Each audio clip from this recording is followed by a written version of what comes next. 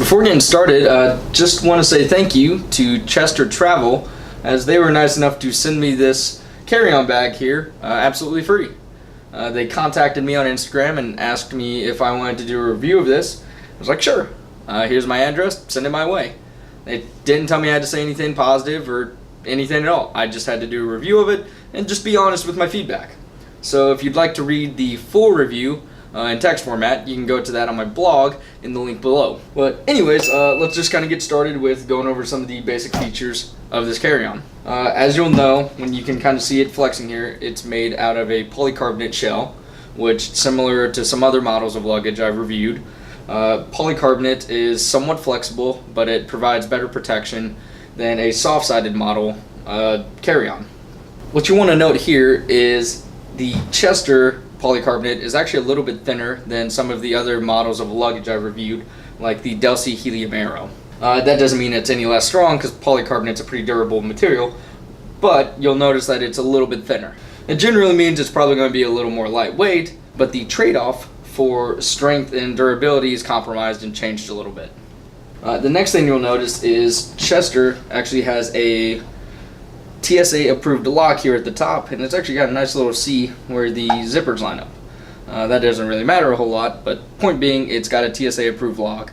So if TSA does need to search your luggage, they can just use their special key, pop it open, and go through and see what they need to see. The next thing I want to point out are the wheels. This carry-on bag has 2 spinner wheels on each corner of the luggage for a total of 8 wheels. Now it's really just preference whether you want 4 or 8 wheels, but generally speaking, the more wheels, the smoother ride it's going to have. Like I said, these are 360 spinner wheels, so they'll go in whatever direction you put them in. You don't have to lean it a certain way to carry it, you can just push it and go. So opening the bag up now,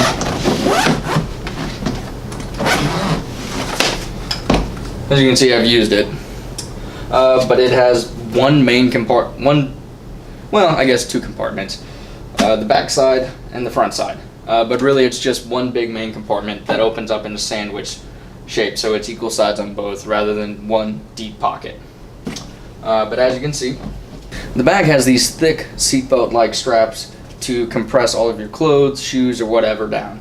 I mean, these things are a lot bigger than what you're going to get on any other bags, so if you tend to overpack at times, this might be a great feature for you.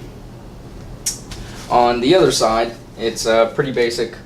A zippered mesh compartment where it zippers down to keep any of your other goods separate from what's on the other side. Now, where's the other things that came with it that I took out of the bag? So these are the other things that come with the bag.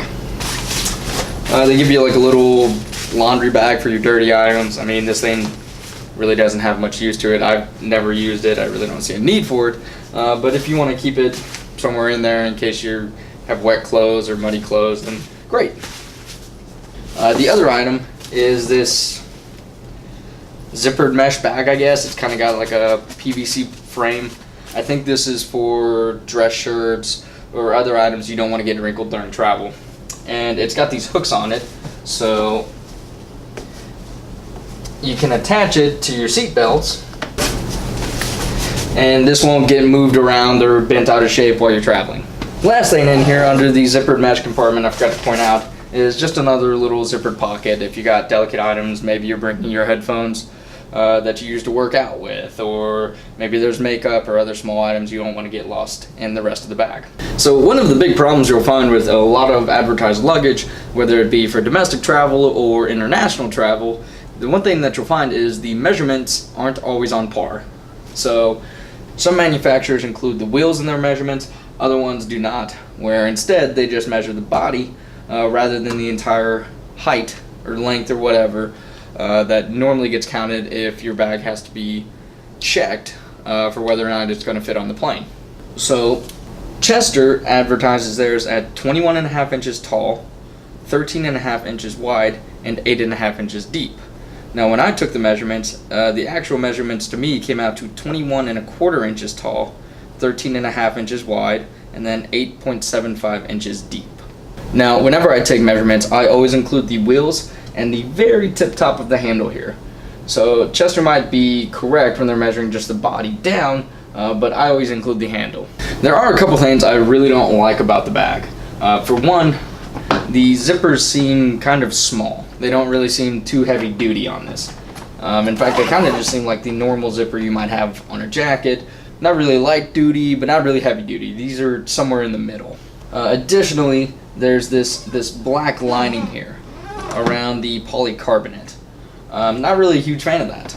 It seems really thin, and in fact, the lining here around the backside is already starting to come off, and I've only used it for a few weeks.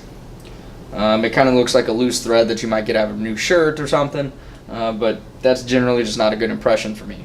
Lastly, this connection here, this little inch and a half strip of leather down the back seems to be the only thing that connects the two when it's separated apart.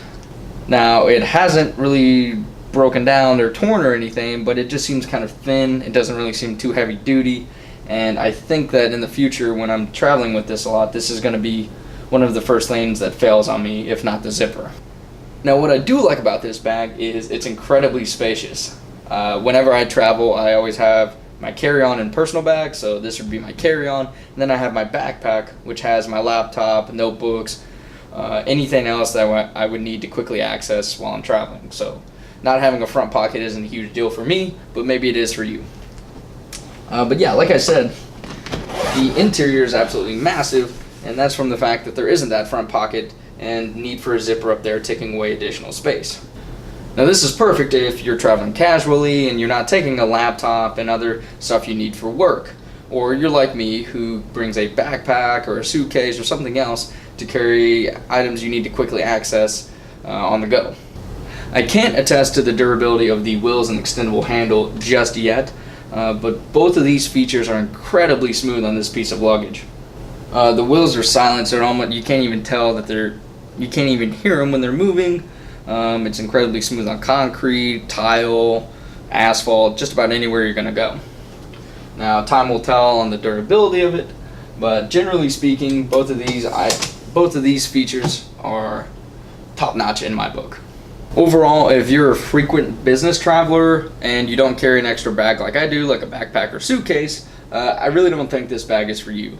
I think this is meant for someone who does, like a business traveler who does travel with a bag or suitcase that carries their laptop, notebooks, notepads, everything else than that. And then this is strictly for your clothing and other items you don't need to quickly access. However, if you are a casual traveler, I think this is perfect. You're not going to be taking your laptop, probably. And you really don't need to carry anything else on you other than your phone, wallet, keys, and maybe boarding pass, which you should be able to fit most of that in your pocket, not your wallet. So overall, not a bad piece of luggage. It's just around $200, maybe a little bit less, depending on the current price on Amazon.com.